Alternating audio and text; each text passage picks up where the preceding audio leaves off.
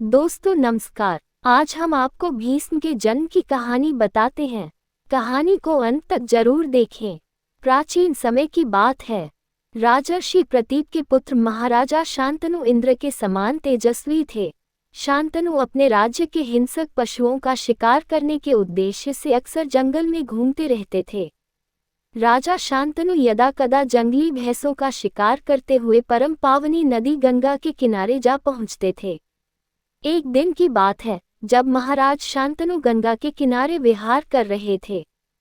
तभी उन्होंने देखा कि एक अत्यंत सुंदर आभूषणों से सुसज्जित और लक्ष्मी के समान चमचमाती एक सुंदरी नदी से बाहर आ रही है।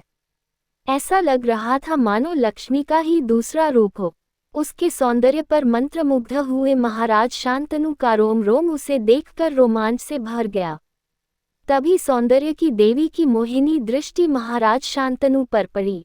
शांतनु को देखते ही गंगा का हृदय स्नेह से भर गया। वह उनके तेज की दासी हो गई।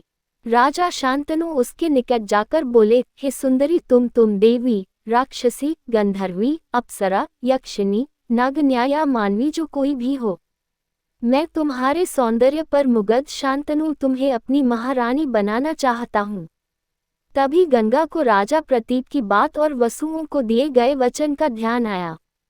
वसुओं को शाप से मुक्त करने की बात का स्मरण आते ही देवी गंगा बोली, हे राजन, मैं आपकी महारानी अवश्य बनूंगी। किंतु राजन, मेरी एक शर्त है, मैं जो भी उचित अथवा अनुचित करूं, उसके लिए आप मुझसे कभी कोई प्रश्न नहीं करेंगे, न ही मुझसे कभी कोई अप्रिय वचन कहेंगे। यदि आप मेरी यह शर्त स्वीकार करें तो ही मैं आपके अधीन रहूंगा, अन्यथा आपको छोड़ दूंगी। राजा शांतनु को भी अपने पिता प्रतीप की बात स्मरण हो आई, जो उन्होंने राज्यभार सौंपते वक्त कही थी। राजा प्रतीप ने कहा था कि हे पुत्र, पूर्वकाल में मुझे एक दिव्य कन्या मिली थी, जिसे मैंने अपनी पुत्रवधू बनाने का वचन दिया था। अतः यदि वह दिव्य कन्या तुम्हें मिले और तुम उसे प्रेम प्रणय का प्रस्ताव रखे तो तुम उसे बिना कोई प्रश्न किए स्वीकार कर लेना। अतः शांतनु ने अपने पिता के वचन के अनुसार देवी गंगा की शर्त को सहर्ष स्वीकार कर लिया। तब राजा शांतनु ने देवी गंगा को अपने रथ पर बिठाया और अपनी राजधानी को चल दिए। देवी गंगा के उत्तम स्वभाव, रूप, उदारता आदि गुणों से राजा बड़े प्रसन्न थे। जितेंद्रिय राजा उस देवी को पाकर इच्छानुसार उसका उपभोग करने लगे। लक्ष्मी के समान कांतिमती गंगा नाना प्रकार से राजा शांतनु को आनंदित कर रही थी। सभी प्रकार से शांतनु की सेवा में उपस्थित उस दिव्य कामिनी के साथ रति भोग में राजा इतने आसक्त हो गए कि कितने ही वर्ष व्यतीत हो गए, उन्हें कुछ भी भान न हुआ। देवी गंगा के साथ रमन करते हुए राजा शांतनु ने 8 तेजस्वी पुत्रों को जन्म दिया। जैसे जैसे पुत्रों का जन्म होता, जननी गंगा उन्हें अपने जल में बहा देती थी और कहती कि हे वत्स, मैं तुम्हें शाप से मुक्त कर रही हूँ। इस तरह उसने अपने 7 पुत्रों को जल में डुबोकर मार डाला। राजा शांतनु अपनी पत्नी के इस व्यवहार से बहुत दुखी थे, लेकिन वह उसे कुछ कह भी नहीं सकते थे। उन्हें हमेशा ये डर लगा रहता था कि कहीं यह मुझे छोड़कर न चली जाए। जब 8वें पुत्र का जन्म हुआ तो देवी गंगा प्रसन्न होकर अपने इस पुत्र को भी जल में डुबोने चल दी। किंतु इस बार राजा शांतनु ने दुखी होकर अपने पुत्र के प्राण बचाने की इच्छा से देवी गंगा से कहा, अरे हत्यारिणी, अपने पुत्र को क्यों कर मारती है?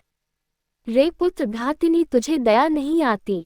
बता, तू कौन है और कहाँ से आई? तुझे अपने ही पुत्रों की हत्या करने का बहुत ही भारी पाप लगा है। तब देवी गंगा बोली, हे राजन, मैं तुम्हारे इस पुत्र को नहीं मारूंगी, किंतु अब मेरे यहाँ रहने का समय भी समाप्त हो चुका है। मैं जहाँ की पुत्री और महर्षियों द्वारा सेवित गंगा हूँ। मैं वसुओं को शाप से मुक्त करने के लिए आपके साथ रह रही थी। आपके जो 8 पुत्र हुए हैं, यह 8 वसु देवता है, जो महर्षि वशिष्ठ के शाप से मनुष्य योनि में आए थे। देवी गंगा बोली, हे भरत श्रेष्ठ, आपके सिवाय कोई ऐसा राजा नहीं था जो उनका पिता हो सके, और न ही मेरे सिवाय कोई ऐसी जननी थी जो उन्हें अपने गर्भ में धारण कर सके। इसलिए मैं मानवी रूप में इस धरा पर आई हूँ। ये वसुओं की ही शर्त थी कि जन्म लेते ही उन्हें मैं मनुष्य योनि से मुक्त कर दूं। ताकि आप अब महर्षि वशिष्ठ के शाप से भी मुक्त हो जाए और उनका कल्याण भी हो जाए। हे भरत श्रेष्ठ, आपका यह महातेजस्वी पुत्र गंगापुत्र नाम से विख्यात होगा।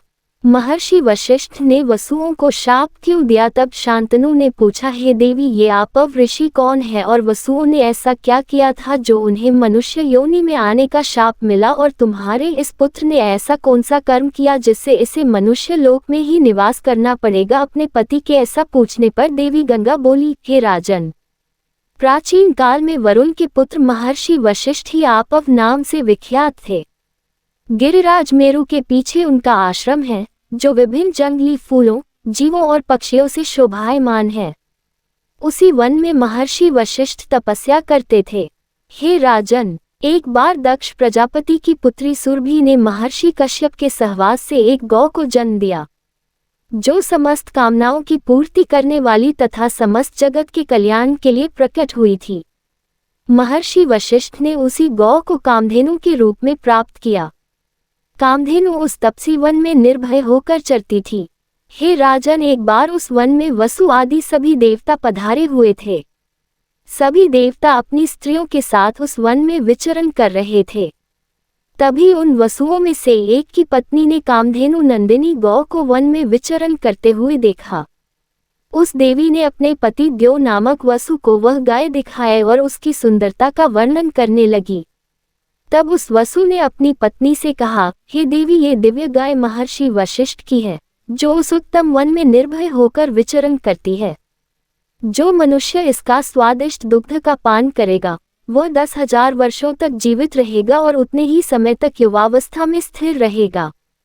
ये सुनकर उस देवी ने अपने तेजस्वी पति से कहा, हे प्राणनाथ, मृत्युलोक में जितवती नाम की एक राजकुमारी मेरी सखी है। वह सुंदर और युवा है और राजर्षि उशीना की पुत्री है।